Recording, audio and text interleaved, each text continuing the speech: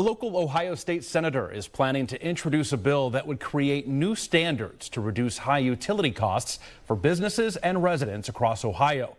State senator and sponsor of this legislation, Al Cutrona, is here now to tell us more about the bill. Senator, thanks for being here. We appreciate it. So this bill is aimed at local or at governments that looking to raise water and sewer rates for customers outside their jurisdiction. That's right. Correct? That's right, exactly. So what we're seeing is that cities are charging a surplus fee.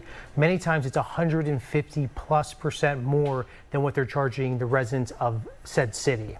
Where is this happening now? Currently. We're seeing this happen here from Youngstown, whether it's going to Boardman Township or Canfield or Austintown, Liberty.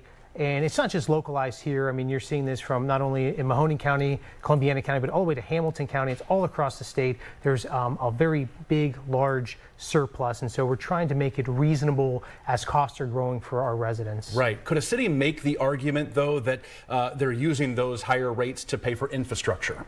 They could make that argument. Right. I would also say this. Those infrastructures have been put in place decades ago, and so they have been met and they've paid their fee well and above.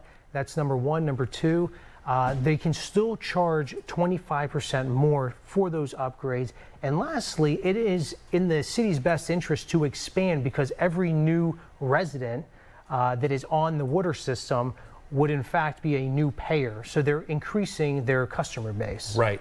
The bill breaks down what you're calling excessive charges in two categories: unjustified higher rates and excessive direct payments. Break those down for me. Essentially, all that's saying is that those are fees that are well and above the standard that would be viewed as reasonable. Got it. And that would be above and beyond what the current person of that class, so whether a resident or commercial property, is paying, whether in the city or outside of it. So usually it's townships, but other cities also are being